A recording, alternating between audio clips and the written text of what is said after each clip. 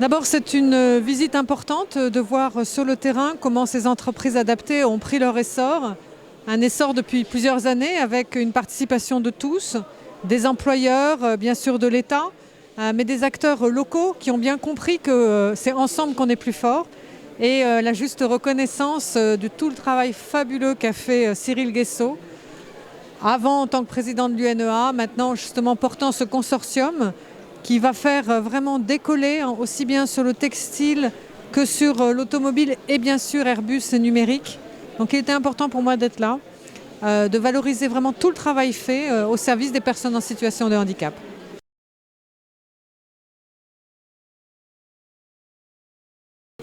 En fait, l'État a bien compris que les entreprises adaptées étaient un dispositif qu'il fallait pousser. C'est pour ça qu'avec la ministre Brigitte Klinkert et sa prédécesseur, nous avons signé Cap vers l'entreprise inclusive en réformant le modèle des entreprises adaptées, en le rendant encore plus inclusive, en créant les CDD tremplins qui portent bien son nom, un tremplin vers l'entreprise classique, en accompagnant les employeurs en disant c'est possible, nous serons là à vos côtés.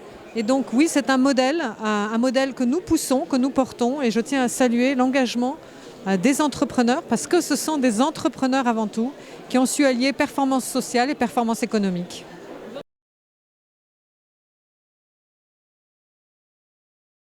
C'est plus de 40 000 emplois qui sont accompagnés par l'État dans les entreprises adaptées. Nous avons des ambitions de presque les doubler si possible. En tout cas, les accompagnements financiers de l'État seront là.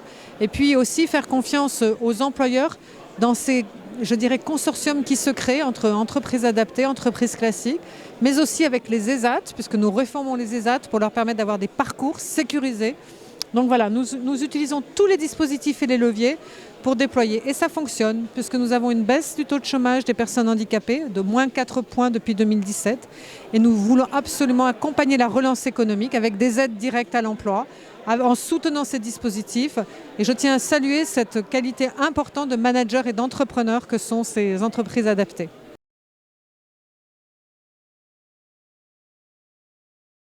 Exactement. Nous avons travaillé justement pour ces consortiums, comme je le disais, aussi bien sur le textile que sur l'automobile, que sur l'aviation, que sur le numérique.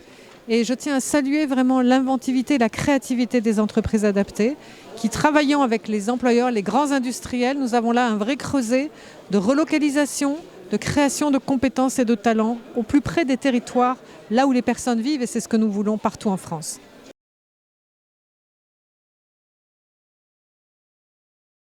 C'est l'ordre du mérite, chevalier dans l'ordre du mérite, c'est la reconnaissance de la République pour son engagement. C'est un homme excessivement engagé qui a fait de la qualité humaine son moteur et qui permet justement le développement des compétences. Et il l'a très bien dit, le travail est structurant pour les personnes en situation de handicap.